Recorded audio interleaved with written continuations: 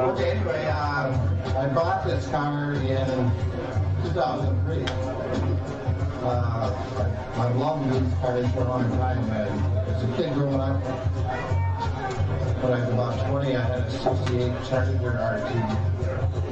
I just kind of loved the look of the vehicle. I loved the styling, they're kind of individual. They didn't make it for too many years. I think they made 15,000 approximately this car this year.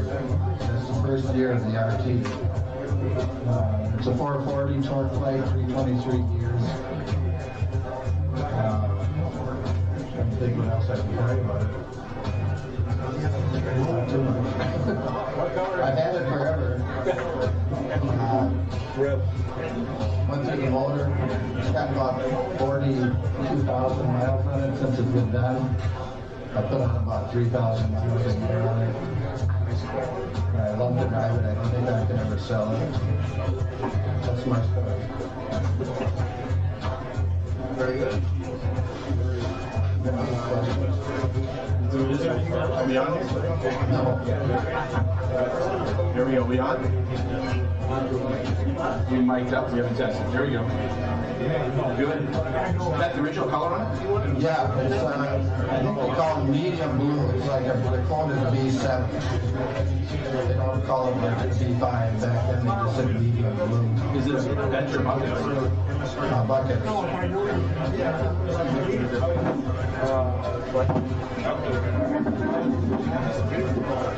Any questions?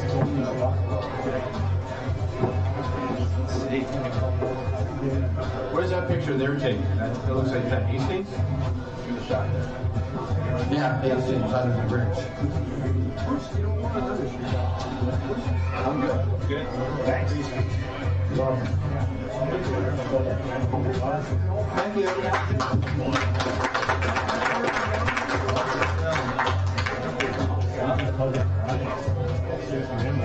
Thanks, Larry. Next up is John Colkin with a 1939 Mercury sedan.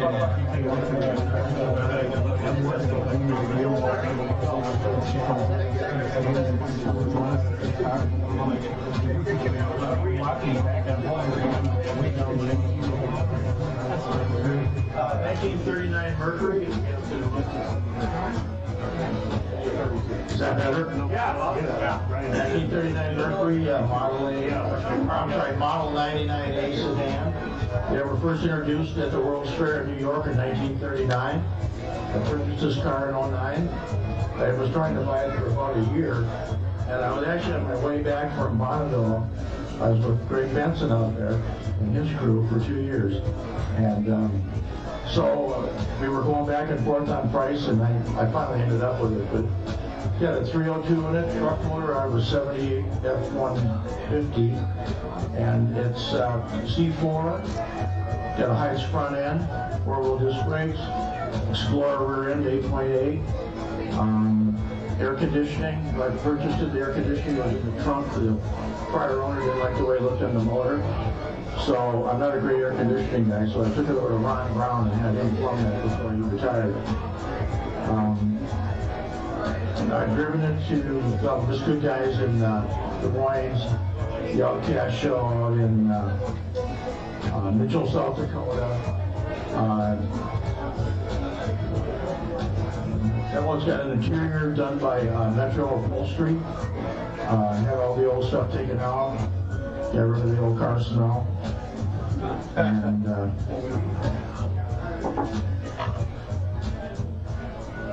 don't know what else to tell you.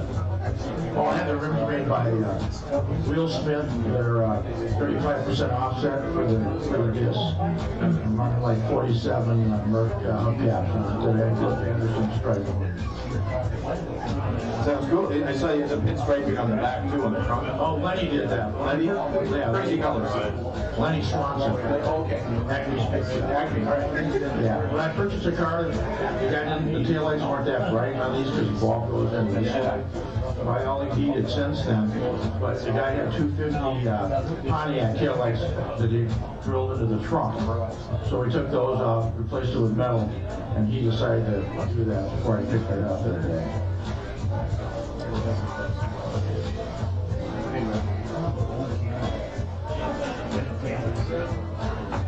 That looks like you're at the MSRA Run to the Capitol, or Run to the Hill? Yeah, Run to the Hill. Run to the Hill. Oh, I'm trying to, yeah. That was last year, Run to the Hill. And there was only, I don't know, we had less than probably 18 cars there that year. Who did that photography? Who shot it? I'm sorry, what? Did you take the pictures, or? Yeah, I did. Nice pictures. Wonderful. Yeah.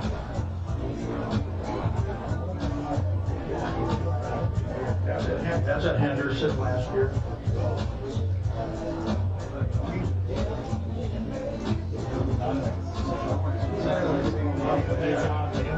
Thank you.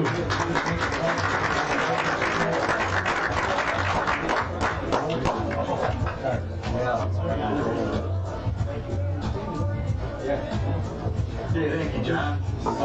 Next up, we've got John Sorensen with his little 32 for.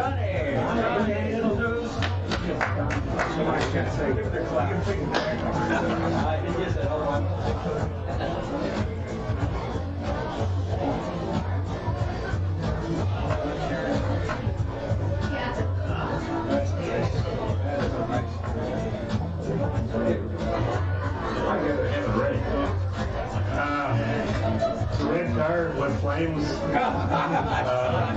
I built it myself in my garage at home, which the only thing I didn't do, I had somebody paint it twice, and I built the engine, had somebody go through the rear end.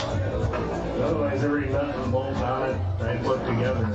It's a Downs fiberglass body, so all the purists stand up and read. It's a lot stronger than the steel body. I tested my opening the door at 70 miles an hour. They don't come off and they still close, so.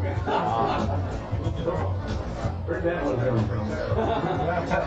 Nice girl.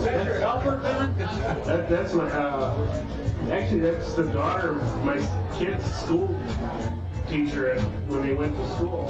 It's Annabelle Pio. That's taken out of Graves' garage. I know somebody here, Larry, will mention it. He'll notice and remember where it is. So he's down there usually every year I am. I don't know what other pictures you have of it. I think I said in 3. Any questions on the car at all? Small block Chevy 700, air conditioner, no power steering. It's my gym membership that's trying to drive it. So. Ron Gorel. After the door flew open, it had to be repainted, so as long as it was in there and they had to clear coat the whole sides, we put flames under it, so worked out good. But only flames on one side? Yeah. That's why you always see it from the driver's side. The headlights, what are the turn signals are in the headlights I see. Yes. Which lights are those? Those are the guy out in West Coast, Bill Drake. Oh, okay. He makes a headlight that's actually directional inside rather than just a cone shape. They don't work. Light hits that grill and it's just dissipated 180 degrees. So there's no flame going out.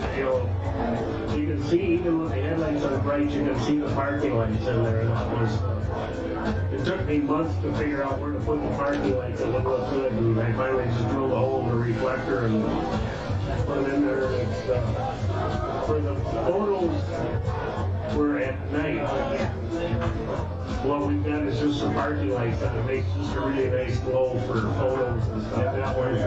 That's just the parking lights. Where was that one taken? That's at the Red Wing Airport, down in the hangar. That's called light painting. And they need a completely dark room. You just open the shutter and shine a light on it, come back, look at it, and then just keep going around the whole car. Drove down there in the rain, that's why the tires are wet. And this one was done last, so you can see the tires have dried off. So we just moved the airplane out, moved it in the hangar, and Who did the picture? Jeff Bartell. He does, he's kind of retired from, he's into painting, or photography. He's into stargazing now, so I can't get it that high to get into a picture, so. And he's taking pictures of Andromeda and all these wild things at night. But he's a friend of mine when we were in Civil Air Patrol together, so he did it originally without the flames. I like that one better. It's in my garage, but it doesn't have the flames on it, so we redid it. Any other questions? Thank you.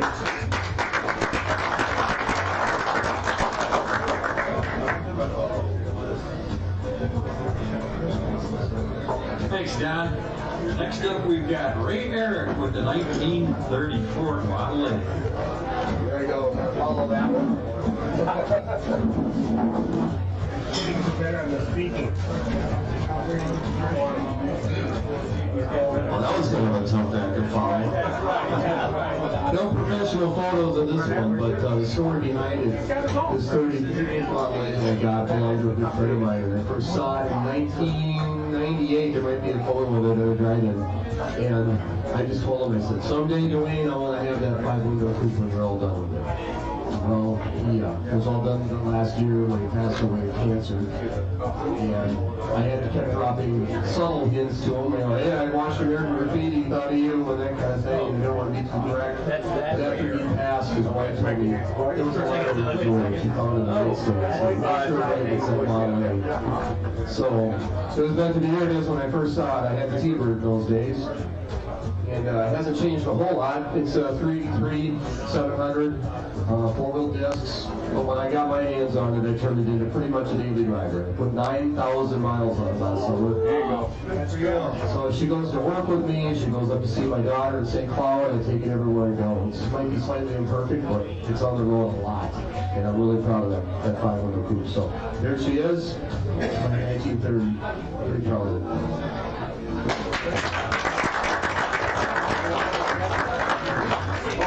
Do we have any questions for this guy? Yeah, I'm sure you do, right? Don't be shy. He's running away. He's running away. So you should have a big hand with a microphone. You get one in front of me. Yeah, you should be used to it by now. Some people aren't even recognize that I'm on KQ92. So the DJ there I've been doing 10 is what I've been doing since Wally Walker decided to retire. So been there for a few years now. So, when was that car built? The car was That car around. it's been like the now you see it since about 19. Well, right when I saw it first, in that late 90s, and it hasn't changed much. It's had the same graphics on it. They're kind of dated, and he had intended to maybe make it a little darker. The picture you see with it with the drive-in, it's kind of a black cherry look under those lights. And I was thinking of maybe doing that, but I just like it the way it is. And I thought, why disable it for a couple of months when I can just drive it like it is and not worry about it tip once in a while. I get out and enjoy it. So if it gets to a point, I may darken it a little bit, take the graphics off. I like the bumpers and stuff on it. Yeah, it's a steel body. That's enough. My buddy over there with his fiberglass body. We'll have to have a contest someday. You open your door at 7. But my door's open the other one then, in standard way. So, but it is an all original steel body, and the rumble seat is still there intact. And then everybody's sitting in the end, it just holds a cooler and a chair, but it's there anyway. Might have to add some tunes in there.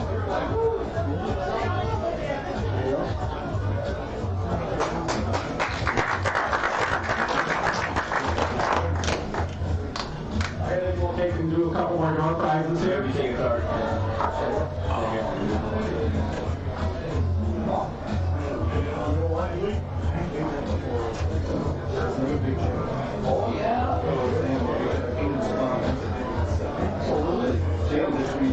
think it is, you did this 184.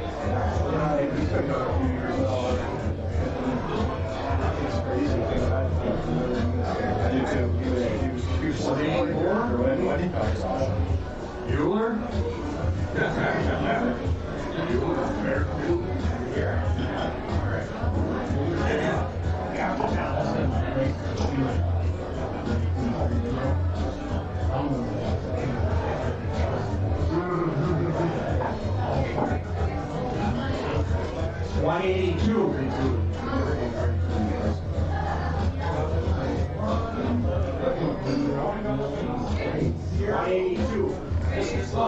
This big guy here.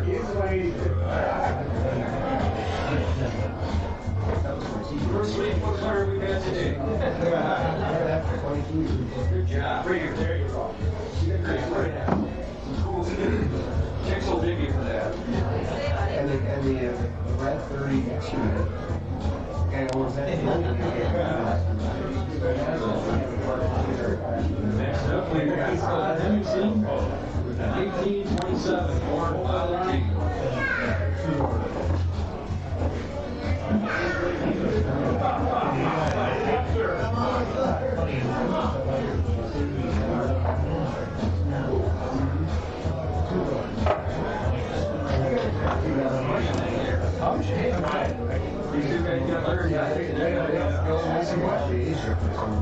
Okay, this car's got more history than that you can know. It was originally built in the late 70s, early 80s in Bloomington, Minnesota. It was built as a parade car, very plain, one of the original fiberglass Speedway bodies. And I bought it about in the late 1930s. It wasn't licensed at the time, and somebody got mad at the guy who owned it and things, and took a baseball bat to it, and so the fiberglass was fractured and all this good stuff. Finally, I bought it and decided to make a few changes to it. So I took it over to Kurt at Creative Metalworks. And if you guys know Kurt, I say Kurt would like to make a few creative changes. The name Creative Metalworks really is what it is. So he built the chassis and the front end. And then it was plain yellow, and I decided to flame it. And the eight valve was already on the arthritis downward. It's a photo show. Dave and my friend were friends. So my friend had passed on got me a shirt for his burial and stuff. And so I said to my friend's wife, she said, well, why don't you have Dave Bell do it? I said, Dave Bell's not flaming much anymore. She says, oh. So on Monday afternoon, I get this phone call. Hi, Ron, this is Dave Bell. I said, Dave Bell? He said, yeah. I said, I hear you got a car you want flamed. I said, yeah. He says, is it any good?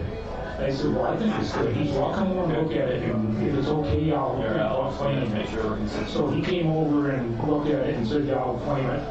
And so Kirby McLaughlin, who shot for the House of Color, was a job foreman there. He shot it out in Long Lake, or wherever it was. Bell did the layout. The car has the largest, I don't know if you got a shot at it or not, the largest Dave Bell mural pinstriping that exists any place anybody knows about. There he is there. And it's signed the spray gun Bell and Kirby there. So, the car's never been on a trailer to speak of. The STA several years ago, I drove it home in the rain, and people were videoing me with the Mr. Tails sign off of it and stuff like that. It's changed substantially. Speedway windshield. My wife knew what I had into that car on. She probably divorced me, but that's what it's a fun car. My philosophy is no top, no fenders, no hood, no heater, no wipers. If you got to look like that. The car is pretty trick insofar as I tried to build it neat. So the wires going up to the headlights, I bored out the headlight brackets and ran the wires up to the center there. Everything else is, crazy little detail stuff. So anyway, I know people like to drive their cars. I'm kind of the opposite. I do drive this car, but I prefer working on cars. I did that for a living. I come out of the 50s garage scenes at night. I like working on my car. I like working on other people's cars.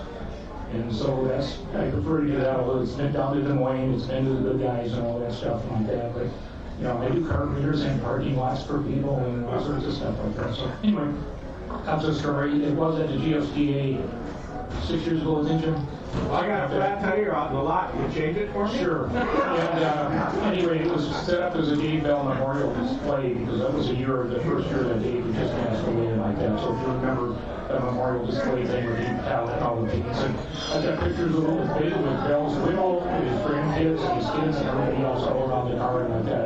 I've got that. I give that to the Bell family too. So, you know, it's known as, you know, the Dave Bell car. The license plate says Ronster, and it's neat. I'm going to tell you one more thing, now shut up. Bell, when he pinstripes flames, he doesn't mix paint and put a blend of paint in. He does a stripe like green coming down, and then he wants it to fade to a different color. He does a peak going into it. Depending upon which way he wants your eye to recognize the color, he always puts peaks or points on one color to another color. So if you ever see a Dave Bell flame car, go look at it in detail. And look at the pinstriping on the flames. It's just fascinating. Bell was doing this car out at Kirby's place. And he says, I'm getting the back end out. He called me up and said, why don't you come out and see what I'm doing? So I went out there, and Dave Bell sitting on one of these little 3-foot wood stools and like that. And I had to help the guy up because he'd been, you know, pinstriping for 3 or 4 hours leaning forward. And, you know, it's like I say, it's one of the last cars he did because he had arthritis really, really bad before he got sick. So anyway, with that, I'll answer questions or make up lies. So Yes, on it. Yeah, Dave Bell was something else. He was, I used to talk to him a few Were you times. ever in his basement? No, I never was over there. We'll talk later. I mean, it was, Dave Bell was a phenomenal individual and one of the most talented people I ever met. When I started pinstriking in 1994, you know, I gave him a call because he was the guy, you know, cool for pinstriking. You know, so here I am, some idiot kid, giving him a call at the over. He talked to me for 3 hours. I mean, just what a guy. So I ran into him many times. Well, this friend of mine was a friend of Bill. Bill used to take a week off every year of vacation and go over to my friend's garage out in Stillwater area. And he would sit there and barbecue and drink beer and talk cars for a week. Bill did this for about 5 years with my friend. And that's his widow who got me playing that for me. So. This back to the 50s. Tell me a little bit about this. After Bell did my car, this was Bell did Hemi High Rise. Car, whatever magazine was, he did Hemi High Rise. And Bell liked the car, so Bell put this is half of an 8.5 by 11 piece of paper that Bell did as a Henry High Rise cartoon in the, what's the name of the magazine Bell wrote? Street Rodder. Okay. So this was half of that, and then my wife, for her birthday, had Bill give me the artist proof of this. So I got the artist proof of that one thing I was saying and like that. So that's why, you know, it was right before the 50s weekend, and the car got done right before the 50s and all that stuff. So that's why it was done like that. So I'm not infringing on your kind. So it's still important. Okay, thank you. Thanks, Ron. Well, we got a repeater. John Colton with 61 Mercury Monterey.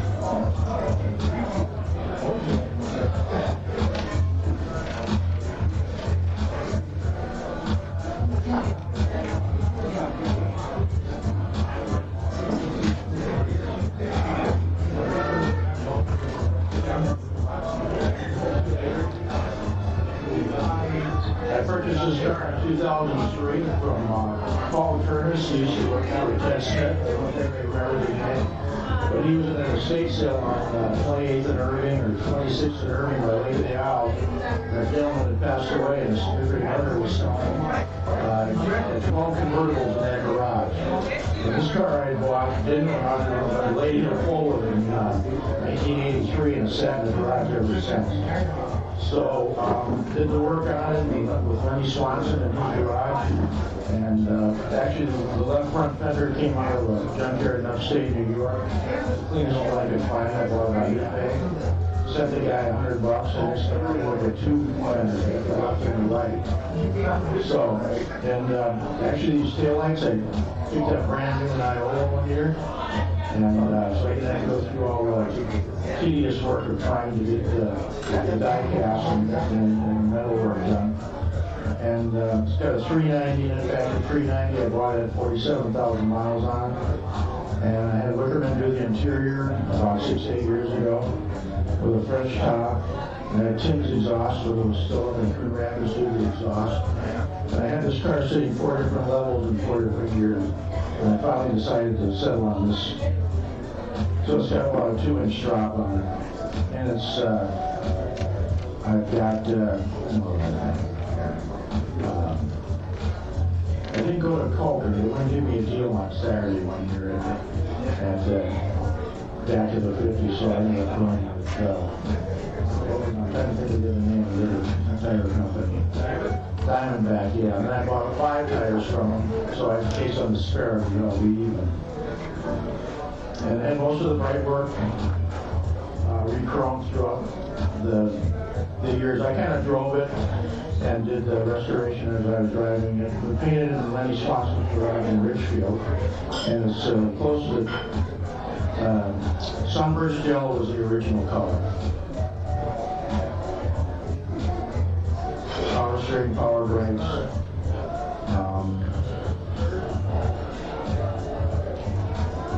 Any questions on it? Those sequential tailpipes? No. I decided not to go that route. Oh, in 61, you mean? No, I mean, that was sequential installed there. No. You know what I mean? They didn't have sequentials in 61. Okay. I was trying to put it in there. No, sir, I didn't. Could have interfered with the backup light. On sequentials, they don't have the backup light usually on the inside. I'm not mistaken, or they're longer. They're longer. The 390 now, was that the FE style 390? Yes. Yeah. And actually, I put the FE cast iron headers, shorty headers on it from 62. And not repops the original. What transmission type is it? It's a 3-speed Mercomatic. And I had that redone on the Rosemont by the gentleman out there that they sold it off. And I'm trying to think of the name of the transmission. Master transmission when John and the other gentleman owned it, yeah. Yeah, he was excellent. In fact, I did a case for it out of Joe's, and I wanted to tag for it, so I got to prove that it's, factory. Thank you.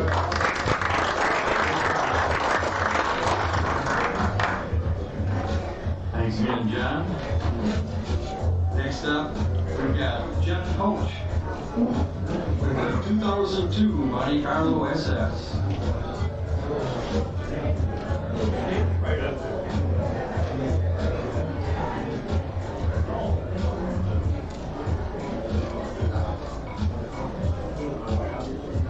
Since there's no age restrictions, I guess I can come to this car show.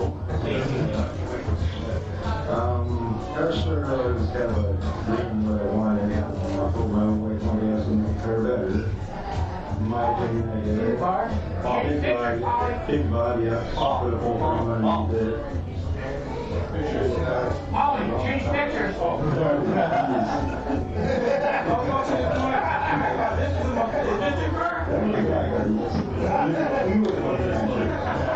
So I put a whole frame underneath it. It's an 87 Oldsmobile Pepper Spring. It's got my G-Speed single quad, custom traction floor, and small block. Could be probably a fall and winter to complete it over the winter time. Every weekend it was laying on my back in the garage. Took the frame, cut the frame, and stretched it, big wheelbase. Pretty much did probably 99% of the work myself.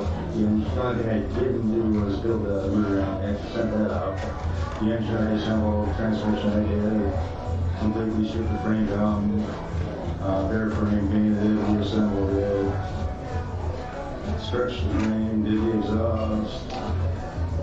I've met a lot of people at the car shows and such, which is part of the struggle, I guess. Not necessarily the prettiest car in the world, but I enjoy it myself. It's kind of nice fun ride, I suppose. So, when putting a front-wheel drive unibody car on a rear-wheel drive frame. Yes. How much patching were you doing in the floors? Did you cut it out all the way, or? The exhaust tunnel from the front wheel drive car took care of most of the transmission and the drive shaft, so I had probably the one half of it where it starts going up. I had to build the firewall myself. It no longer has heat or air conditioning, there's no room in the firewall for it. Yeah. You start to see the carburetor actually sits underneath the windshield wipers. It looks set back pretty far. That's how far it goes back. The general ones would be set back. Like they did the Camaros in those years. Correct. They kind of went off NASCAR style with NASCAR wheels, and that's, I'm an old-time racer, so that's kind of what I want to do with NASCAR race car. Yeah, I bet you surprised a lot of people on the road with this. That stuff, I just sit there and see it, an old belt turn, 3 or 4 times turn, listen to the exhaust, Because that was a 2002. What they did put the 5.3 last motor last year. 2006 and 7. 6 and 7. Yeah, that was still pro. So you can still hear once in a while. You hear when that with a V8. You don't see many of them. No, That's something like this. And that's 3-inch overs and 3-inch exhaust, side to side, that's the exhaust down. And picture the exhaust. I'll show those. So it's just rectangle. Just like NASCAR. I'm our ambassador, field racing, so I ended up buying, the first set I bought was the Barton Racing Zilch, which had all ends and whatever on that skin, and you just see the ring model. I got another set from Summit, did the same thing, if I'm going to pass those past months, everyone's for.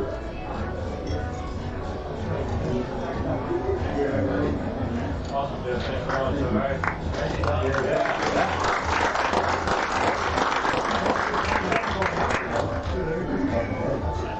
Hey, thank you, Jeff.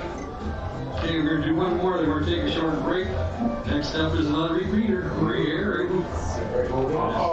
79. How do you acquire bird? Use your radio voice this time, Ray. This is what comes out. This is going to be another one of those cars that I didn't do anything to. I really got to applaud the guys that worked on their cars and did everything, every nut and bolt. All I did was hammer to the wall and tell someone what to do. The Model 8 was a turnkey. I bought it as is. This Firebird, I wanted a second-gen Firebird ever since I was a kid, and one of my good buddies, really beautiful mom, was driving one. And I had a real thing for her and just watched her drive around that thing. And I said, and I was really trying to find a second-gen Firebird that wasn't a Trans Am. And which are kind of hard to find. I mean, everybody's got a Trans Am.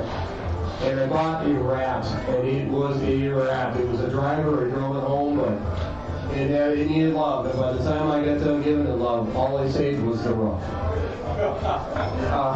I had a body shop. I took it to him. He sprayed with me and some other stuff, and not too many guys. Oh, there it is. There you go. We did a little exploratory on it, and he said, "Yeah, she needs a little work." And so, did anybody survive that disaster? I said, I brought it to the guy, and not many guys can say this. I brought it to the shop, and he gave me a time frame, and he gave me a quote. As long as I bought the parts, I want to use it everything, he was able to make a car out of it, and the finished product I'm pretty proud of. He didn't ask for a nickel more, and he did it in the time frame. So that was pretty impressive, I thought, that he pulled it off in 2 years and still kept the price where he told me, except for what I had to keep the wheels and that motor air conditioner work. Other than that, he got the quote, and I was really proud of it. And it's another one of my daily drivers. That car gets driven, the air is cold, the thing goes down the road straight, all the body lines are perfect. Just a standard 301 two-barrel, but I sure like that car too. Took it from a ratty old Minnesota rust bucket of bolts to what you see here.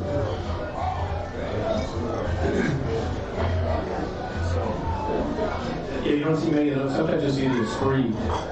Well, it isn't a Spree. I am actually lacking behind the front wheels. I've got the emblems, the Firebird letters, and the Spree. I just haven't had them yet. But the floor, the bigger hole, I buy a floor pan, and then it goes, well, you got to use your hole in your firewall. So, all right, back online. Oh, you're going to need radiators for it. Oh, you're going to need... And it got to the point where I bought a rear clip for it just to have a subframe. I needed a piece of subframe, and it was just easier to go to French Lake and get a rear clip for it just for the subframe. And they slapped that on for me, but it's got all the original, well, a lot less of the pinstriping. They really went nuts with the gold striping on those. A little too much. I didn't need striping on the mirrors around the windshield and everywhere else, but I do have the original two-tone. As you can see with the maroon in the bottom, the original wheels. I added the rear spoiler because I think the second-gen Firebird should have one. It looks weird without it. But that's the only thing that isn't really stock on the car. It's cool that it's a hard top too, and not a T-top. And then T-tops are neat, but so many people ask me, you got the bird on the hood and the T-top. I said, that's a smoky car. But when I go to someplace, I'm the only one with not a bird Trans Am, no T-top, plain Jane. I like them a little different, so that's why I really kind of wanted one of those. And it's going to go from Arrow and end up with Firebird. It's a little different. Did you like the TV show Rockford Files a lot?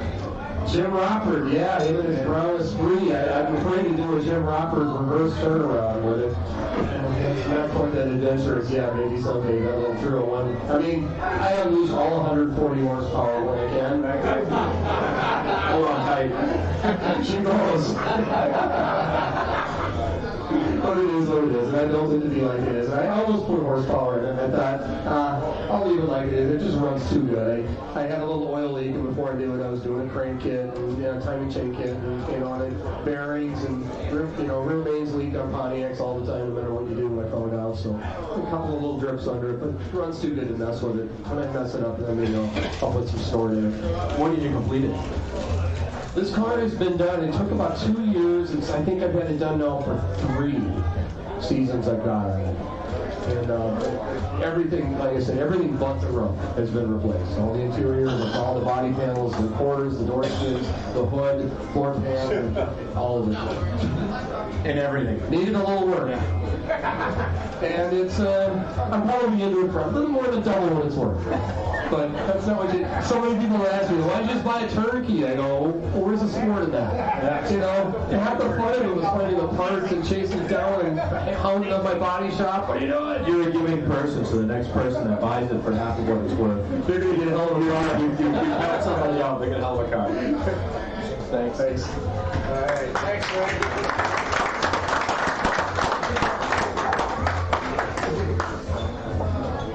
We're going to take a couple-minute break here, but before we do, let's draw a couple more door prizes.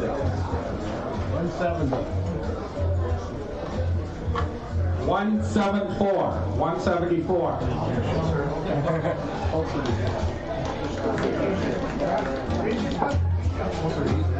Want a pair of tickets to the Motorhead Madness Car Show in Duluth or to the GSTA Rad Fest? Want to go to Duluth? Okay. I'll be there. There you go.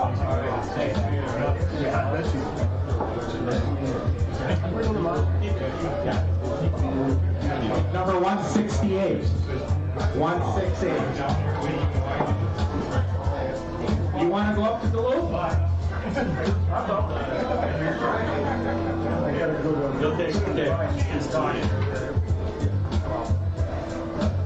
All right, we'll be back in about 5 minutes.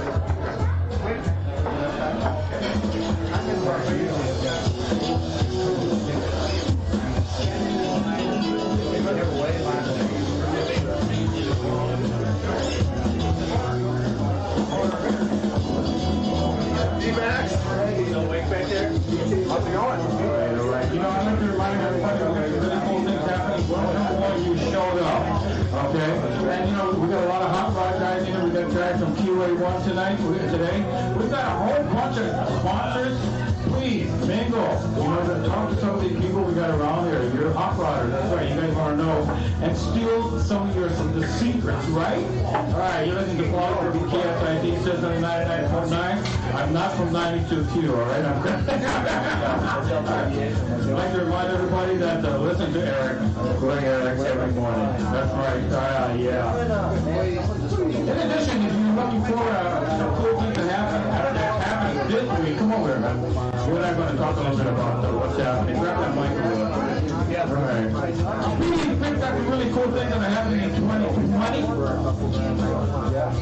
And the first thing is about March 6th. What's happening on March 6th?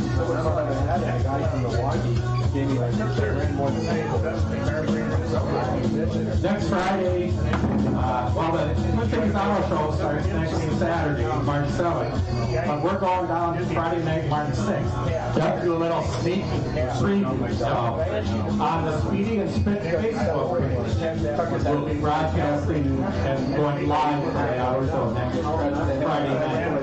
What do you think we're going to be doing there? I mean, there's a lot of cars. Do you have any kind of plan that we're going to be helping some people to tell us what they want us to go look at? Go on Facebook and say, hey, go look at a new Corvette. Absolutely. We're going to be doing a live stream and there's a video as well. Right. Live streaming and we're also doing a run. Absolutely. Right. And in addition, don't forget about the Garage Series pilot that you were on. That was an episode, not a pilot. It's an episode. So when is that coming on?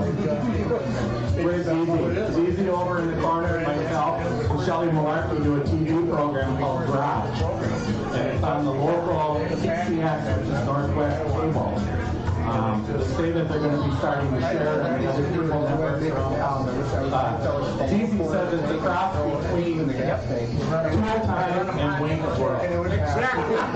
Who said exactly? Exactly. Who said exactly?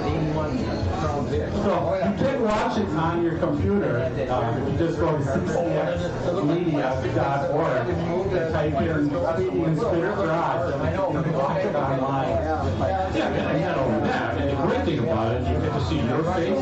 We get to see Shelly who's, I'm going to call her the dragon. Probably better than not drag. Oh, she's not drag. Oh, right. Okay. So, question. What else do we have coming up in 2020? Two things I like. With Speedy and Spit. What's happening on May 16th, Saturday, May 16th? We've got 8th annual Spring Desktop Card Show. Coupon sales and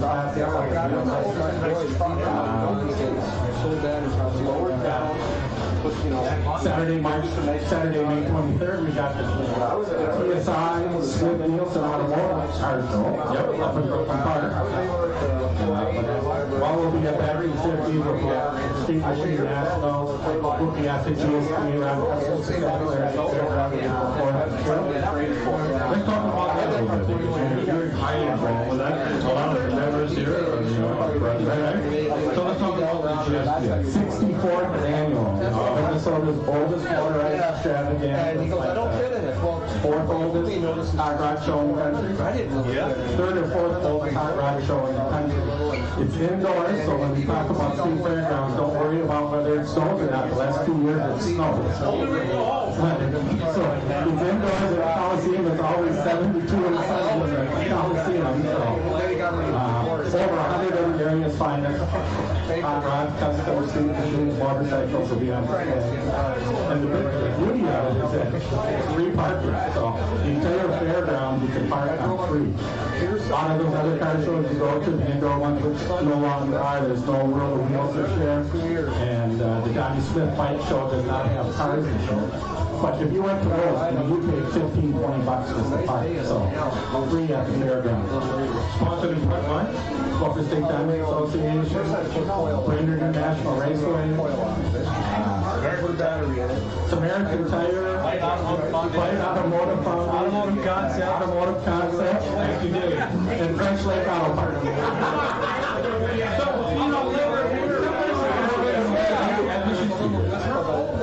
$15 per dog. Discount coupons available on the website, gsprod.custom.com.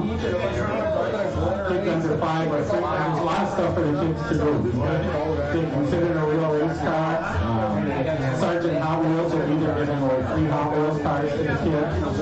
And then Great Miners with an organization called 203 will be there, so kids from 10 to 18 years old can come and find out how they can get free toolkits for like $60. So you'll be giving away toolkits that we from 10 to 18 years old.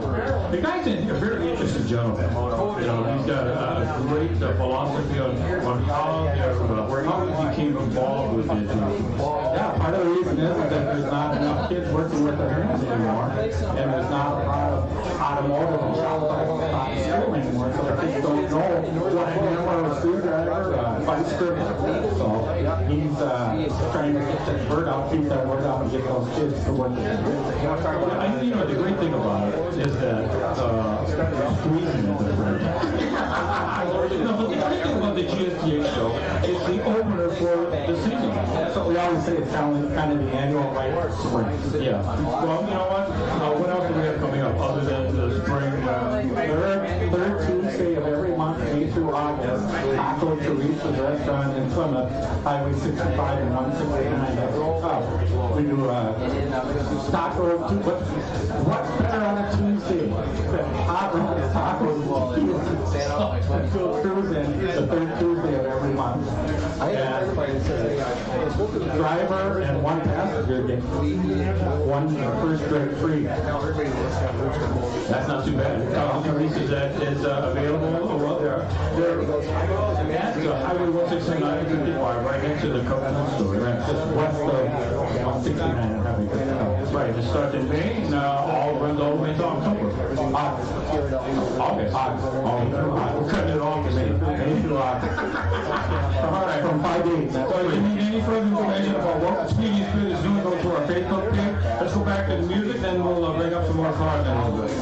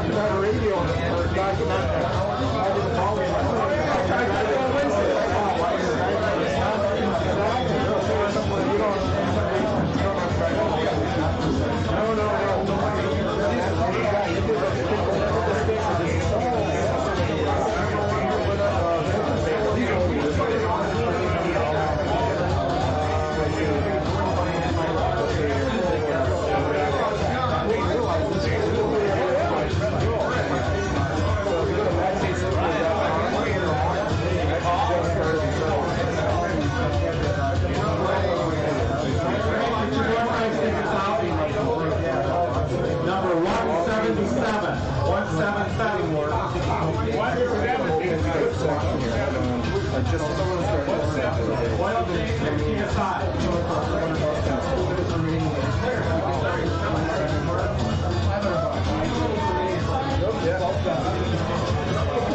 Right down to the old school. 167. Here,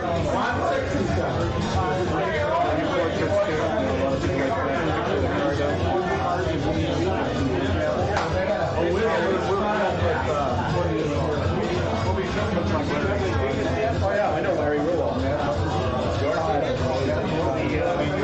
We actually did the shots on 23 in the garage. I came over and did my bike and stuff. We did the light painting thing.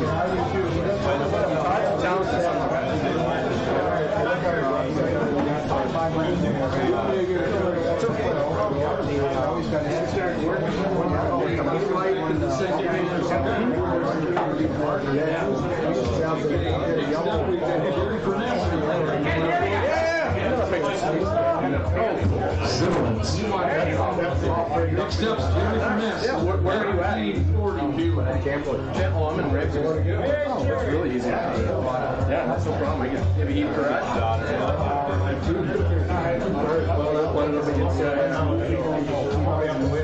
Yeah, no, that's fine. Just give me a call. We can set up a time and get together and see what you want here. Come down there and talk to you. No problem. Good afternoon, all. I'm Jerry Furness. I'm talking about my 1946 convertible. You've all heard the phrase, there's a moral to that story, I'm sure. Well, this story's got two morals. Number one, do not sit in February and watch Netflix with your iPad in your lap looking at cars. Because that's how I found this one at American Dream Machines in Des Moines, Iowa. Now, the second moral to the story is don't invite Larry Oss or Bob Robbs to come along with you and go down to Des Moines, Iowa to look at a 1940 Buick convertible. I brought them along to say, to be my guardian angel saying not to buy that car. But as soon as we got down there and looked at it, both of them unanimously say, oh, Jerry, I think you should buy that car. So what they do is enjoy spending your money. And 2 weeks later, the car is in my garage. So there you go. There's no other memory attachments to it other than that story. So stay away from those two guys. Now the third part of this story is after I got it on the 12th of February, I entered it in the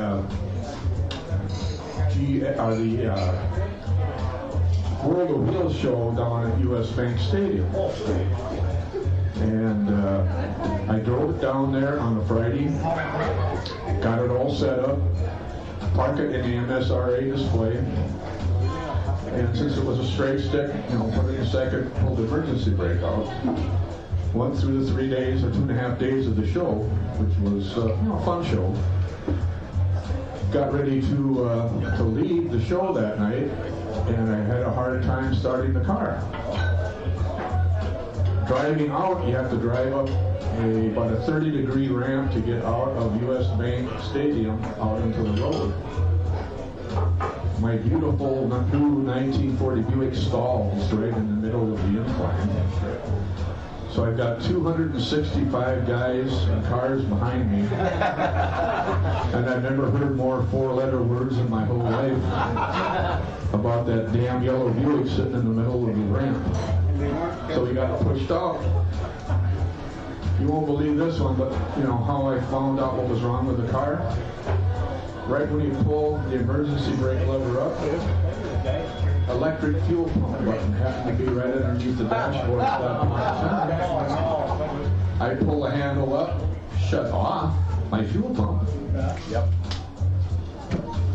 And my name is still cursed. There's a plaque down in the U.S. Bank Stadium talking about my Buick. So. But you found that button, Jerry. Yeah, I found the button here. But it's one of these, I've always liked that style of car. Nothing more to it. My folks never had one. I never had one. But just love dual side mounts. There were only 3,715 of those cars ever made with the convertibles with that dual side mount. With dual side mounts, only 500 cars were ever made like that. So it's a very rare car.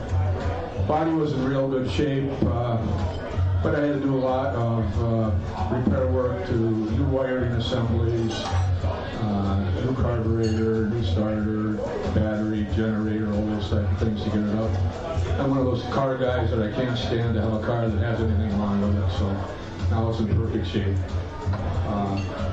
It's been well received by a lot of car shows. I go to a lot of car shows and stuff. 2018 in the fall, I took this Buick to the MNNI car show on Dakota County Technical College, Minnesota Nissan Infiniti. Had nothing else to do that day. So I go out there, and out of 550 cars, there were 2 muscle cars and my Buick, and that was the only old cars there. But when the votes were all in, the 1940 Buick won Best of Show out of 550 cars there. So we still show those young guys, the old guys still got some class. Then I took it to the World of Wheels that year, and it won Best Restoration for 1930 to 1940. I took it to GSTA at Brian's show in 2019. It won Best Restoration in Cars and the Best Enamel Acrylic Paint Job for the GSTA show. But I had Bruce Cheetah at Lake Marion Collision do a lot of the paint work and things like that for me, and the wiring and things like that, so I wanted to give him some credit. Last summer, it also won Best of Show at the Apple Valley Car Show and Best of Show at the Panaprod Show in Lakeville. But it's totally stock, 247 screaming cubic inches of motor, straight 8, 107 horsepower. And the way say with that all at once. That's yours, right? Color is Sequoia Cream, Drissler Paint Company, Detroit, Michigan, was one of the original colors. Any questions? That's it's quite a car. The straight 8. You remember when the straight 8s first came out? The overhead valve straight 8s like this one. Overhead valve straight 8, I think, was in 1936, if I remember right. Something in that. I knew that because by 40 they had really had them fleshed out. Yeah. And that was the hot rod back then. Yeah. Well, this thing's got plenty of torque and everything like that. I mean, one of the pictures that you see there with me with the convertible top down, that was taken at Henderson. When I drove that into the Henderson Cruising that night. When I first drove it in, I suppose there had to be a good 75 to 80 people standing around the car because they just haven't seen anything like that with little side mounts and stuff on it. But the car's totally stock, fun to drive. Thanks for your time. Thanks, Jerry.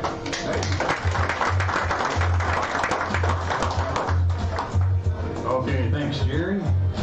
Next up, we've got a young man from Champlin, Douglas Humphrey, with the 56 Ford pickup.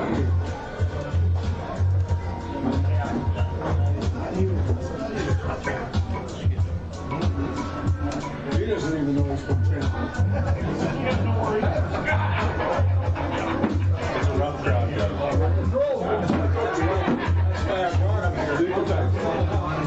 He says, I'll drive. No, we gotta get there today. Somebody else is there.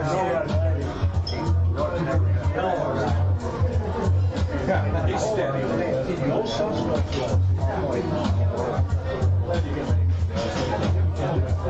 Should have called him up yesterday.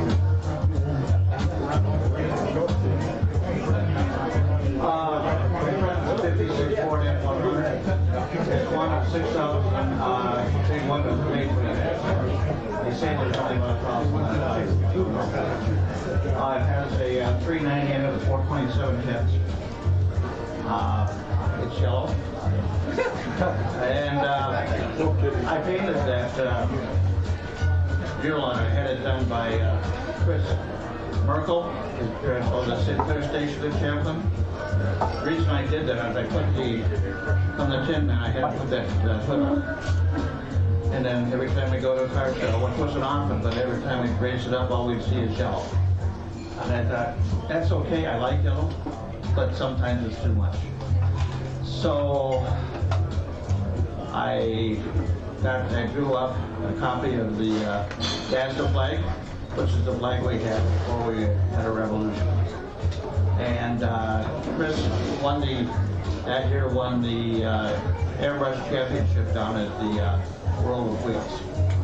And so he did that for me, and I think he did a good job. It's on 17-inch rims.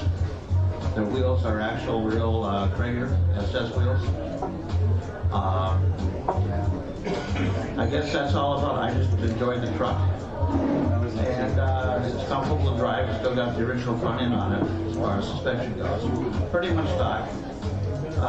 One of the things the owner guy did it before I bought it, he put transmission cooler on it and all that sort of stuff. Truck used to go to the world with, what do you call that place in Las Vegas or Nevada? I can't think of it now. SEMA? No, it's Hot August night. Yeah, Hot August nights, thank you. And they put cooling for the radiator, which sits underneath the front seat of the truck. And I thought that was kind of interesting to see a fan of a small radiator like this blowing on the radiator. I had never heard of anybody doing that before, but what do I know? I'm not a mechanic, I enjoy the truck. I know what gas tank is and oil and stuff like that. You know, I check them every once in a while, and that's all I can say. I just enjoy the truck, and I really enjoy, and I'm not trying to suck up. Go ahead. No, but what I really enjoy is things like this and meeting all the car people. I haven't met anybody as a group of people that are nicer and more helpful. And the compliments go to you guys. And I really appreciate it. Thank you.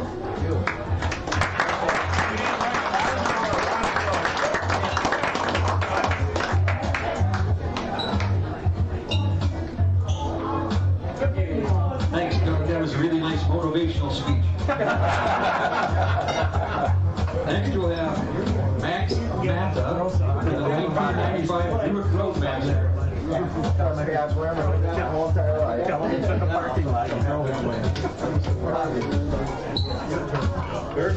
job, bud. There it is.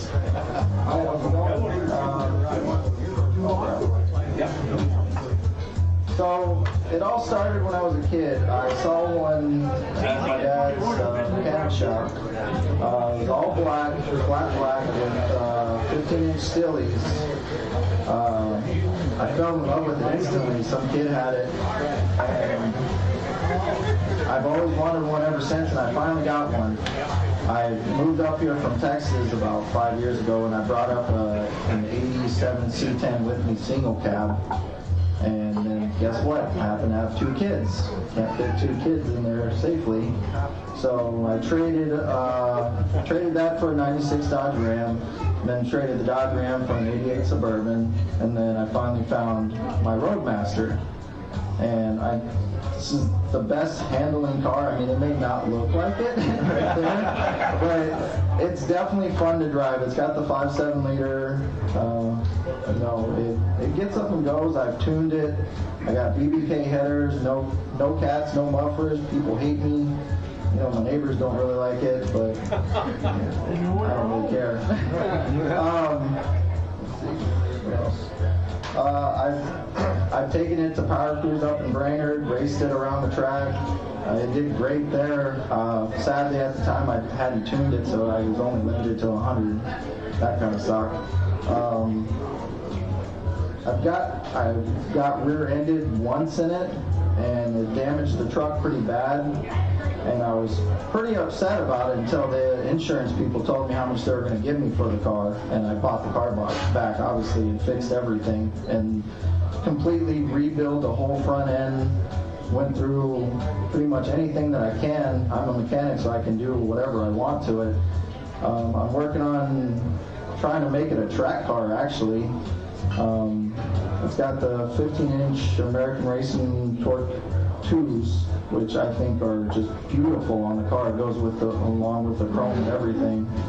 The kids love it. It's got the rear facing seat. I've actually had the kids sit back there before while driving with my niece, and my niece hated it because everyone could see her. I finally I tinted the windows and everything so she would be more comfortable back there. I dynoed it once. It was 216 horsepower and 265 torques. And that's pretty pathetic, I would say. I want more power. And so hopefully this year I get to dyno it and hopefully I produce more power, and I just want to do more track stuff with it. I don't really care much for drag racing, but it's still so much fun. I went out there with Kim last year and me and his son raced. That was a lot of fun. But it's been a great car so far. It's got quite a bit of rust, but it's not, I've seen way worse. It's definitely fixable. And so this. Oh, and it's outside. I drove it. I drove it. Yeah, I've been driving it every other weekend. Every weekend that we get a really nice day out at. This is my shop where I work at. We got a bunch of containers, and I just park it in there, and they're all sealed. And my boss doesn't really care because we don't use the space. So, well, seeing this car, to be honest, I'm a sucker for Roadmasters. I've had 5 of them, 2 wagons, 3 sedans, a Fleetwood, and a Caprice. This body style was the last real American car in my mind, with real V8, overhead valve, you know, and then LT1, they finally perfected it and then closed the factory to make Tahoes. And I now have a Tahoe, so I feel like a traitor. I have a Tahoe too. Well, all right, well, that's good. But tell everyone, I saw you drive. Go back to that picture of the track, if you would. So this was at that looks like that must have been at the Fairgrounds, Street Machine Nationals. They have an autocross course. Now I've run 3 different Roadmasters, a Galaxy 500 wagon, and my town car through there too. That's what I actually you rode that. I remember the town car. Yeah. So we were racing head to head. I had the '97 town car get this running in the track. He's not kidding. He's doing some work to this car. Watch these cars, because this is a car that's going to go up in value. Yeah. And they're pretty interesting. It's definitely been a great car. I love it. This car is not, I've thought about selling it at one point. My wife won't even let me sell it. She doesn't like driving it, but she loves riding in it. And car cruises, whatever. I mean, like I said, it's got a little bit of rust, so I'm not afraid to drive it around as a daily driver. But I bought a Tahoe from Texas that's rust-free, so I'm just going to ruin that first.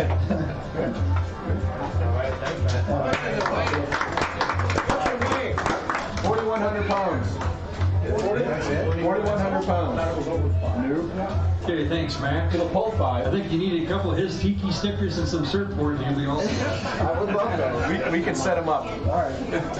Okay, up next we've got Jim and Diana Hamilton in a 2004 Mustang GT.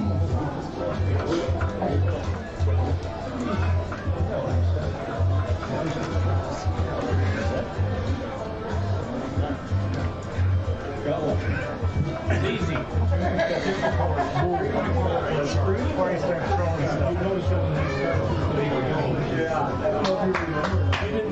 You're number 1. Thank you. Well, we've actually had this car for less than a year, so it's really new to us. And it is a newer car. It's obviously not a classic. And it is a 2004 Mustang GT 4.6 V8, the 40th anniversary. And when I asked the salesman what was the factory color, he said screaming yellow. And I couldn't believe it because we had a 64 Ranchero, and we just called it that for fun because it was also yellow. But it is an actual factory color. It's all stock with black leather seats. And when my husband was looking for a car, he would say, I found this, and it's got a white top. I said, no, wait, I don't want a white top. So I know what I like and what I don't like. But I knew once he started looking, we're going to end up with something. And I told him that. It has just over 60,000 miles. It was purchased from a Chevy dealer in Cambridge. We looked at it on a rainy Sunday when they were closed. And at that time, we could tell it really was in excellent condition, even in the rain. It had one mark on the hook, and I could tell something, the paint was off or something. He said, I can touch that up easily. So we made an appointment with a salesman out there, and the next day we went out and bought it. I found that gentleman had wanted a convertible for years, and I love the fact that I actually have a muscle car now. I never thought I would. I'm really looking excited to spring now to get in this car and really drive and cruise and see how fast it can really go. We have a lot more to learn about Mustangs. We are definitely a Ford family. We have everyday cars. We have 2 Ford Escapes. And of course, you may know, we have the T-Birds, our 63. We've owned it, like I said, less than a year. So far, our longest trip with this was last summer. We drove out to Delavan, Wisconsin, near Milwaukee. We had a huge, big car show out there, and we stayed in a huge resort. It was a great weekend. They served us a huge buffet. In fact, there was weddings out there, reception, and I thought that was for them. But they treated us very well. And we're looking forward to a lot more shows. We've already gone to a lot of Twin Cities, and we plan many more. I'll be driving us from Washington too. So that's about it. What place is that? Awesome. Thank you. Thank you. Very well.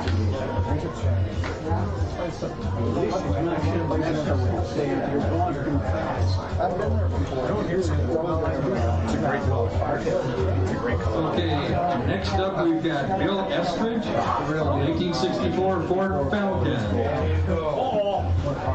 Good job.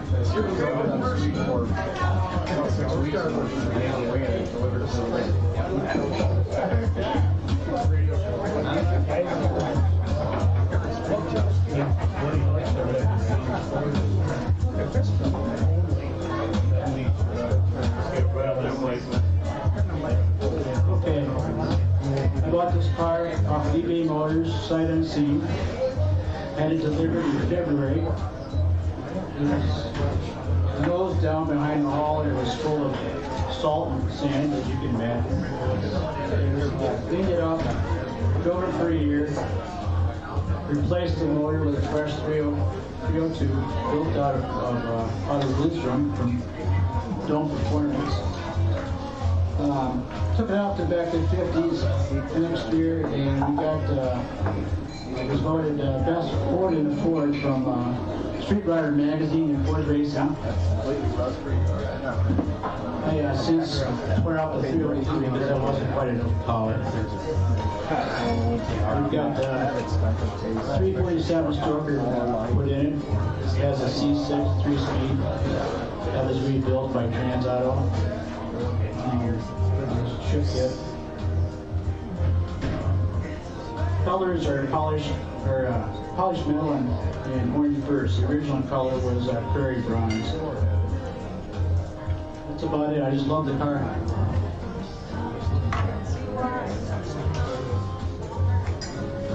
So 64, that was the first year of that body style, or was it 63? 64 was the first year. I thought so. Square body. That's good.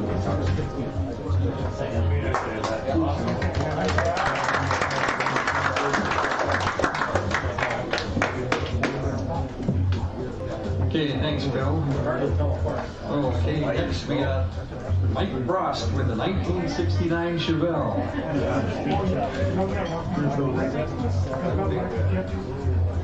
Alright,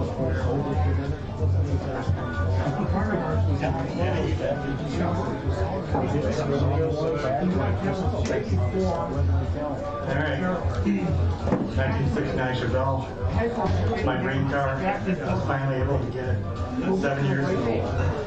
It's got a 396, about 440 horse, 450 foot-pounds of torque. 700 R4, 355 rear end, Edelbrock, RPM intake, Holly 670 street Avenger carb. It's got a comp cam in it, full roller rotating assembly. Let's see.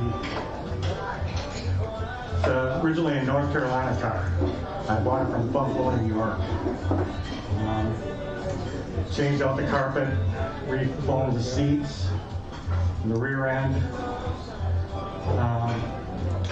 We go to a lot of shows. My wife Dee Dee took all the pictures, and go to a lot of car shows. I see a lot of familiar faces here. And it's dedicated to my parents.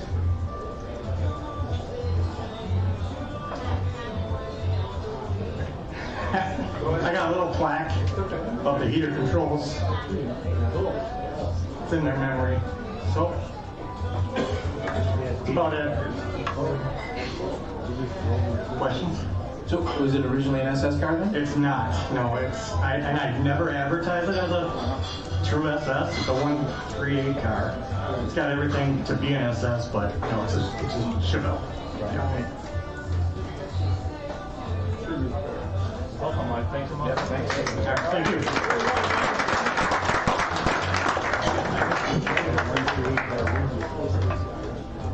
Thanks, Mike. Okay, next up we got Lee Bjorkland with a 67 Chevelle. Oh, yeah.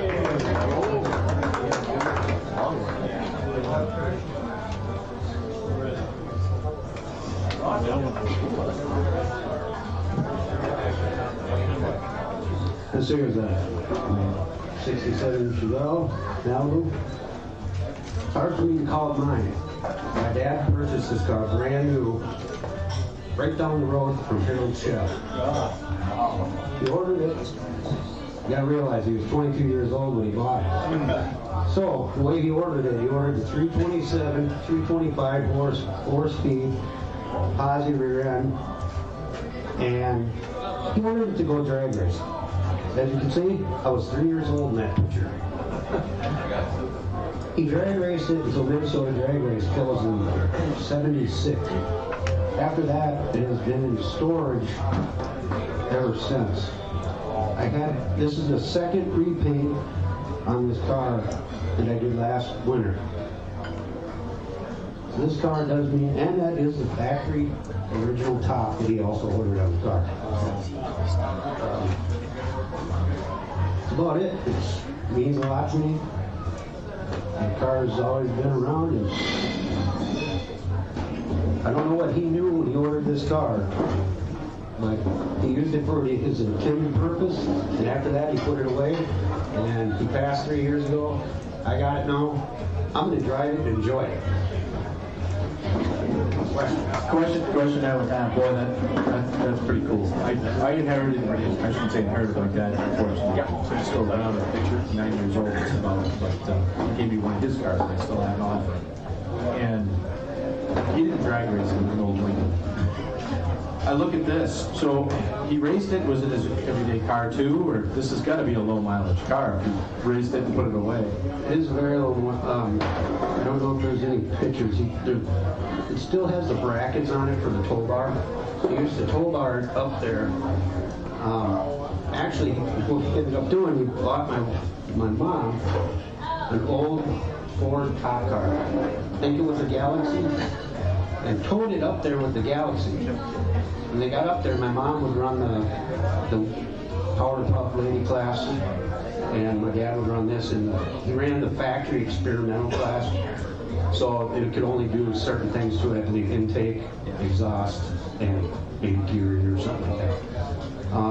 The way I put the mileage on it to about 45,000 mile car, because the reason he disconnected the speedometer at 30,000, but I believe he did that because of using the tow bar. He disconnected it probably for that, but it's been sitting in storage ever since. So my next question was, what was his best time? It ran low. I think it was low. It was a low. He got into the high 12s, and that wasn't bad for a factory car. That's just a factory car back home, especially on the tires that he had.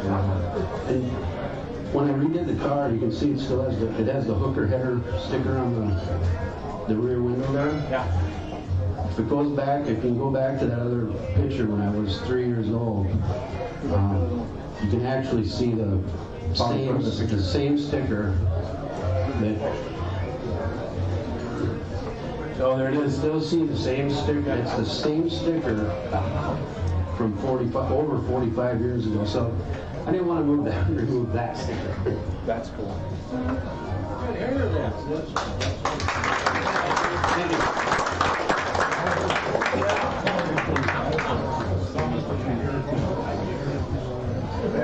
Thanks, Lee. Okay, next we got Al Lindgren. Richard Novak's going to speak for him, and he has the 41 Willys.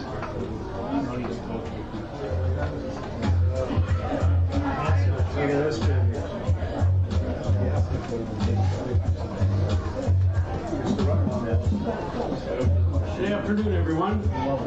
I'm not a car owner. I'm just a photographer. But this Willys, Al, over the years, Al owned many Willys coupes, including an all-stock 34 and 41. But he wanted to build a gasser as perfect an example as possible. For starters, this car wears a stock Willys color called Bedford Gray, which a lot of his friends didn't think he should do, and I think it's very successful, very well done. Frame is boxed, powered by a 56 Chevy 265 Ford 40 over, got a Wyand 471 blower on it because Al didn't want to cut a hole in it. Puts out 345 horsepower, got a Joe Hunt Magneto oil pan, vent valve covers, all backed by a Muncie M22W.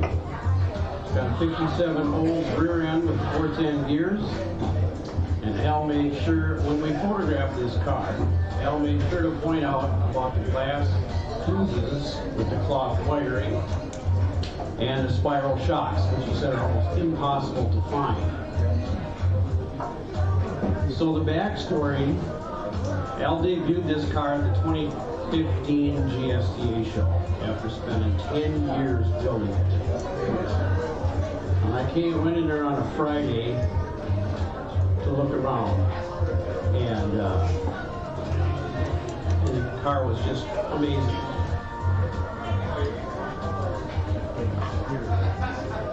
So if you're familiar at all with this little magazine that the MSRA puts out, I called the editor and I said, I can't wait for you to see this Willys. And when Eric, the editor, showed up and saw the car, he said, that's going on the cover this year. Now this was in April. The magazine comes out in June and back to the 50s. Al was quite skeptical about us shooting this car because someone else promised they wanted to photograph the car and didn't follow through on it. I said, look, I guarantee we'll shoot the car. We'll get it done. We'll get it done. So in May, I photographed the car, showed up in the magazine in June. And Al just couldn't believe the results we got. As an update, Al is at his daughter's soccer tournament this weekend. But I found out, talking to him just yesterday, that Rick Lorenzen, invited him to take this car out to the opening of the Lions Drag Strip Museum last fall. So he trailered this car 4,200 miles up to California. And he said it's by far nicer than any of the other cars out there. It was a proud moment for me being able to shoot this car. It's in color on this magazine, but I did this black and white one to try and make it look more like it was shot in the early 60s, early to mid 60s. We photographed it down at Umore Park in Rosemount on a foggy Saturday morning. And if you didn't know that, you'd think it was sitting on the strip waiting to run. It was waiting to run. So, any questions? What class did you run with that? It never ran. Never ran in a class, but it would be probably equivalent to C-gas. C-gas, Yeah, it's really similar to the Snowboards and Cooks car. Yeah. That was the first gasser that I saw when Hot Rod Magazine in the late 70s did a kind of a retrospect of the gassers in the 60s. And I saw that car, and that's what started me just car craziness. Was that car. So it was pretty cool. They're a great photographer too. The only drawback is you've only been able to submit 300-400. I bet you have more. There are so many more. Yep. Yeah. Thanks so much. Thank you. Thank you. All right.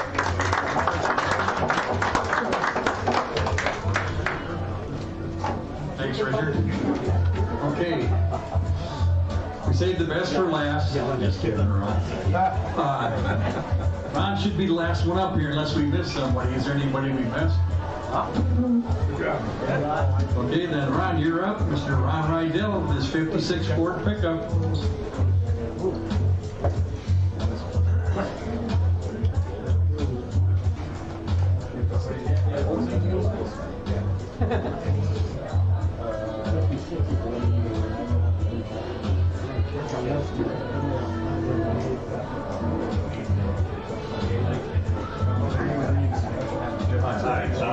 Ron Rydell, I have a 1956 Ford F-100. I put this picture up because part of the story. When I got the truck, this was 6 months after I bought the truck and I was moving it from Kentucky to Pennsylvania, a personal move.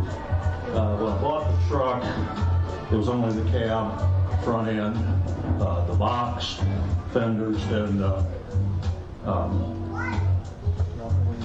senior won't hear. But that's all it was. Running board. You got it. Thank you. So the story actually starts in Vicenza, Italy, and I met my future second ex-wife,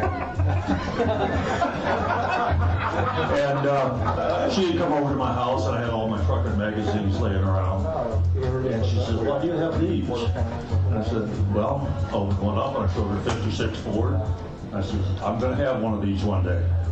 And she said, "Well, how much will it cost you to build it?" And this is 1987, remember? And I said, "Oh, about $15,000. So 2 weeks, fast forward to 1990, 2 weeks before Christmas, my then wife comes home from work, and we were both in the military. Comes home from work and hands me a map, hands me a check, and says, "Here's your truck. This is what the guy wants for it. If it's worth it, Merry Christmas." Well, the check was for $500. So it already had the 429 in it. It had the C6 transmission, it had a 9-inch rear end, but it had been sitting in the field for 4 years. Took me, about 6 months to get it running. The guy had it so screwed up. Moved up to Pennsylvania.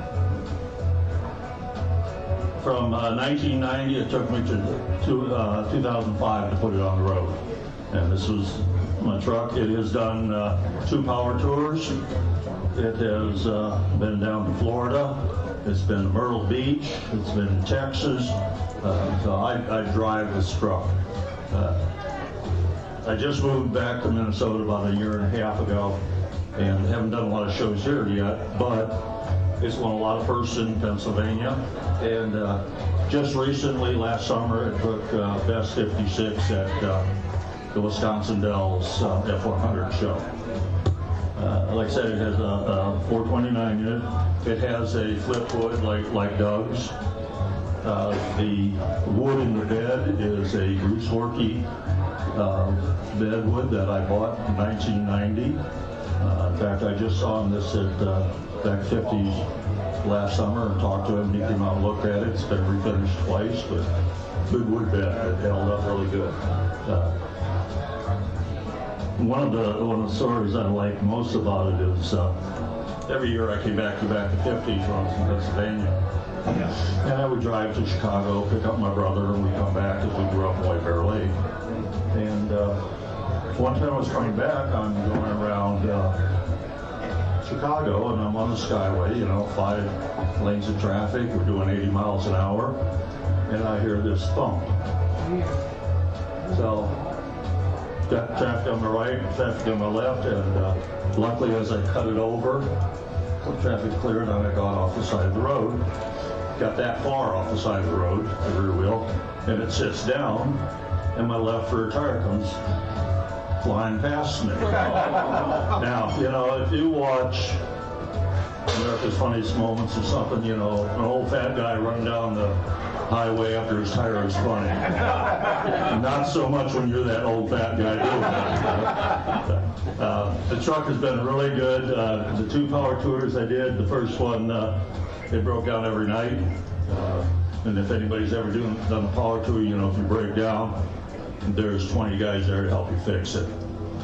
Second time, it ran beautifully the whole way from Detroit to Texas.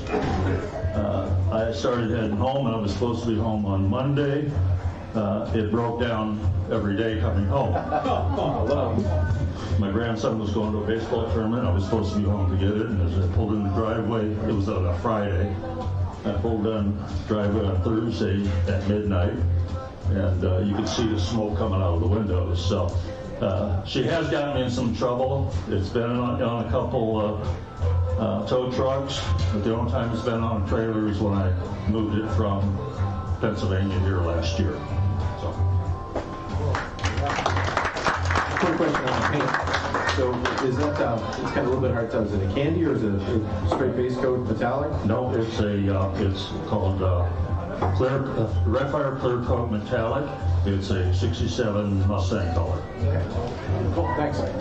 And I did that. I wanted a factory color so the touch-ups and stuff were a lot easier. That's good. Cool. Thanks so much. Thank you.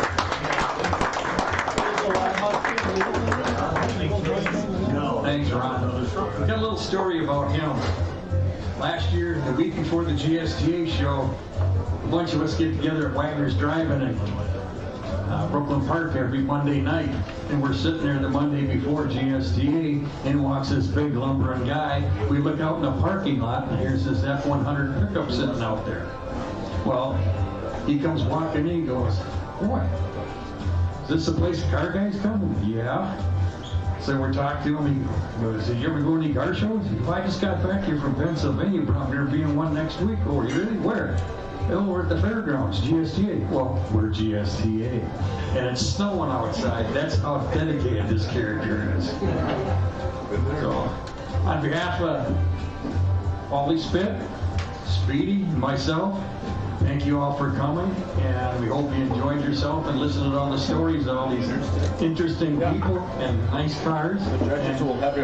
Judges will be taking their time picking the 3 winners, and we'll get that shortly. And in the meantime, Speedy here will be drawing some numbers for some more door prizes.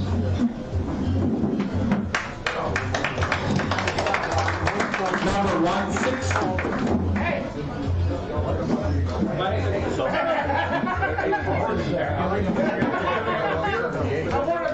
Seafoam.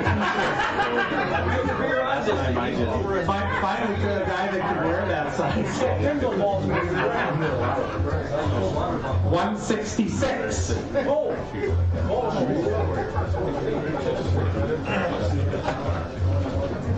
$158.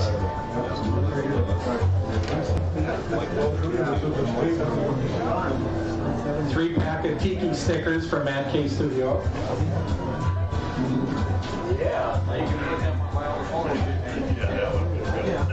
The next one is worth some dough. It's Mad Muscle Garage down in Belle Plaine. Matt Thoraldson donated. This certificate is good for your choice of an automotive pre-purchase inspection or car appraisal report. I don't know if you did that. This 100 and some bucks.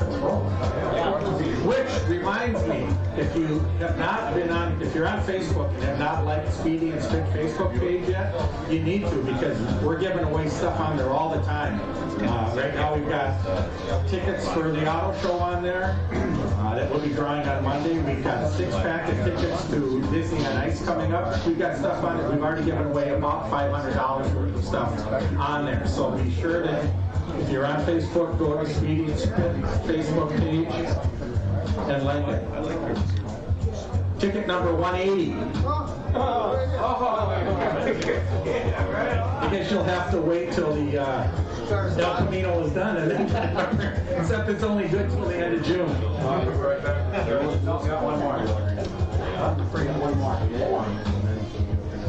I put everybody back in for this drawing. This is for a 4-pack of tickets to Disney on Ice. Now you're probably wondering, why would car people give away tickets to Disney on Ice? Well, this year it's called Road Trip Adventures. So it's car related. So that's why you're giving them away. Doesn't say, but it's got to be over $100. There you go.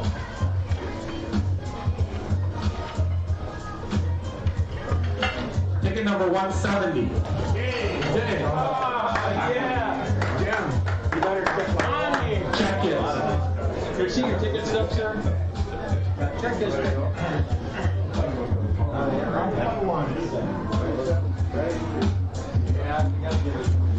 Guys are still working away on this. You ready?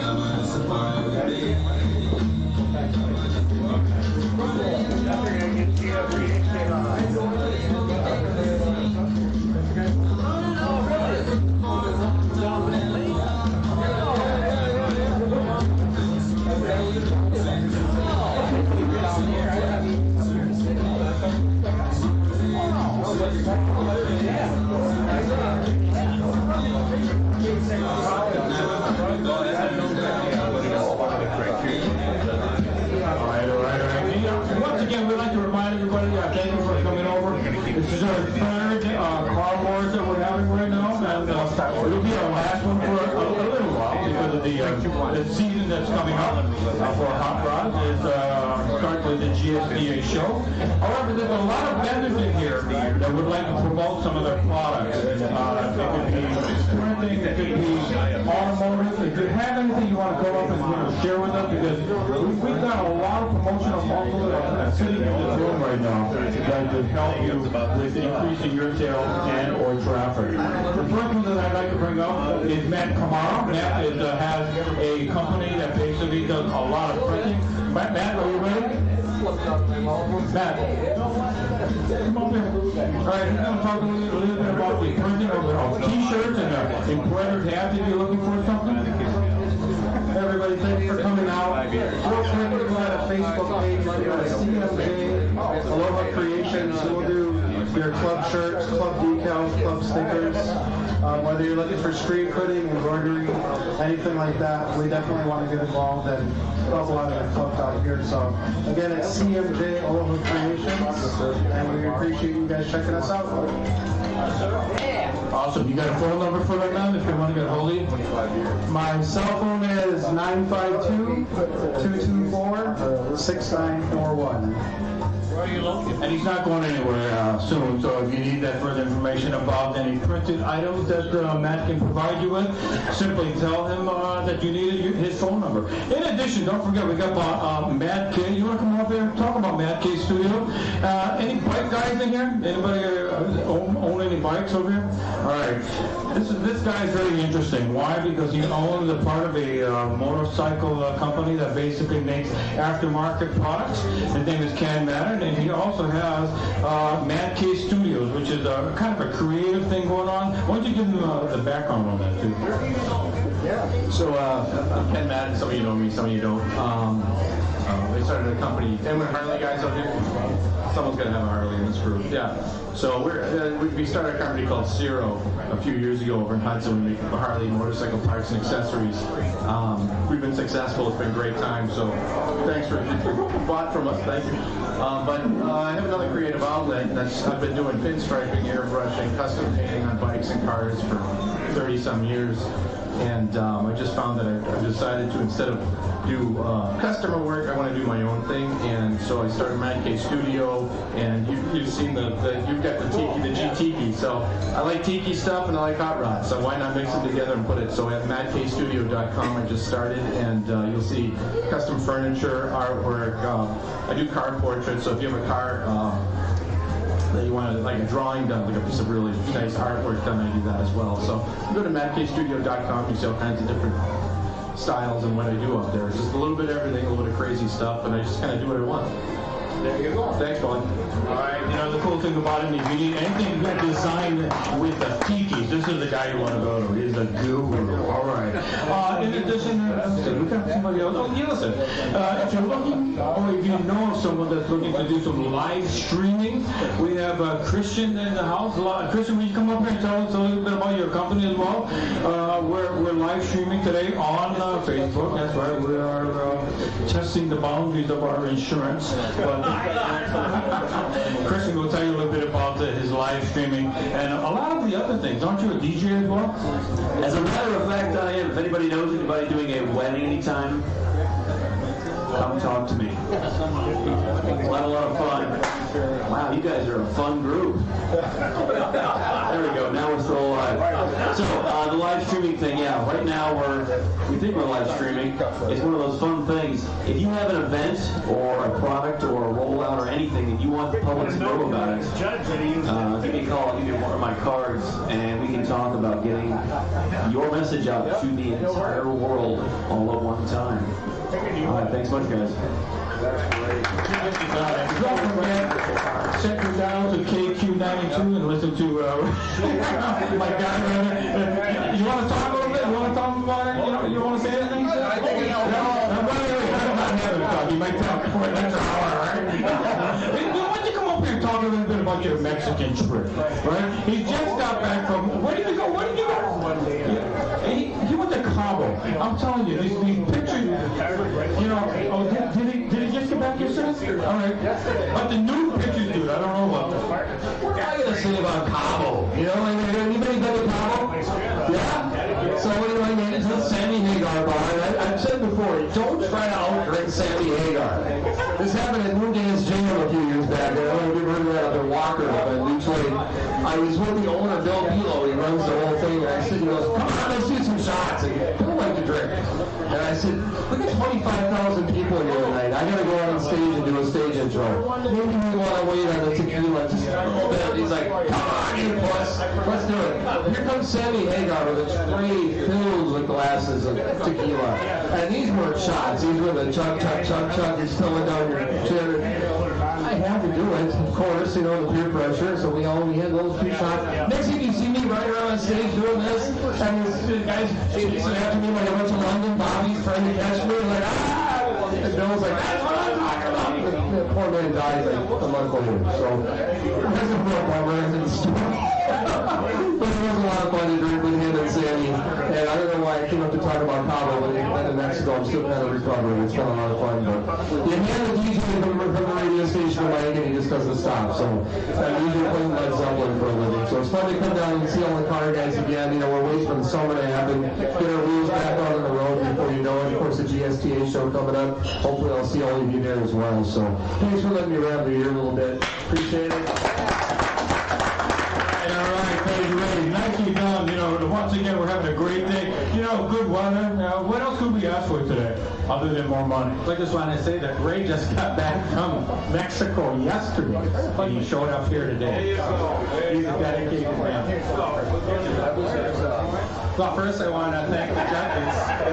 We had 3 judges: Jim Davis, giveaway Jim. Jim's been in the car business forever. Dave Smith, from president of GSTA, and Ken Madden from Mad Key Studios. We're the judges. So we'll start with 3rd place. Ron Rydell with the 56 Ford pickup.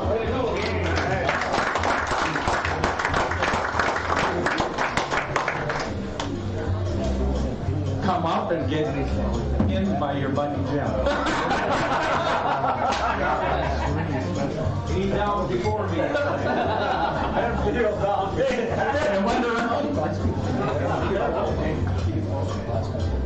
I bowed down before him, but every time I get around Brian, he talks about my blue eyes. So, Hey, you know, I believe that too. Bow down again. Feels like Charlie Johnson. 2nd place, John Sorensen, 1932 Ford.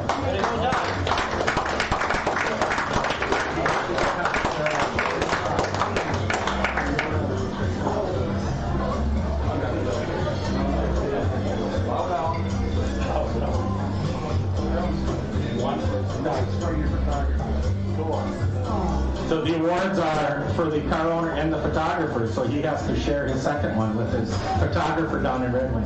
Well, I don't have that many, so you choose which one you're going to give it to them.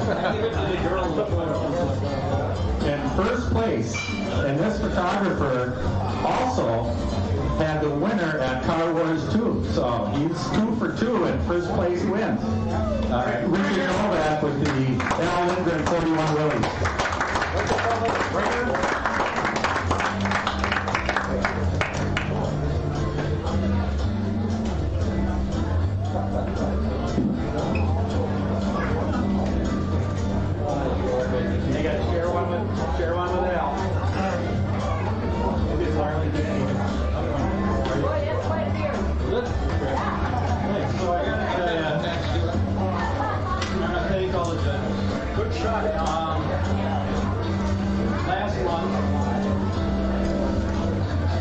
All I saw on Facebook after the show was over was Jerry bragging about 2nd place. And I'm like, oh, who won? You know, I had no clue. Until at the MSRA Awards banquet, Marv Englert comes up to me and says, "Congratulations, winner." He hands me this medal. I'm like, I can't believe it. And this month, what's his name? Says to me, "Well, are you going to defend your title?" I'm like, "Well, okay." So I left the house today and I said to my wife, "Wish me luck." She goes, "Do you really need it?" So, no, that's not the way she meant it. But thank you. Thank you very much.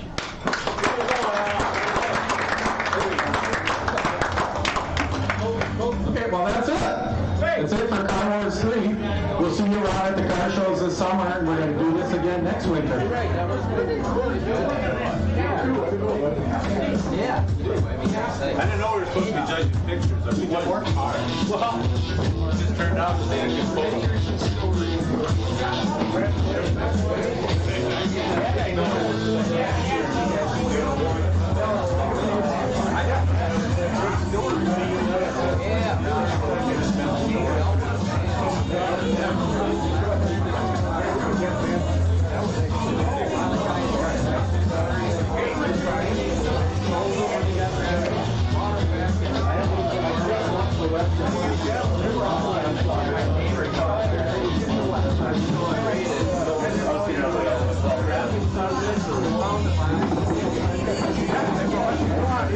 Yeah.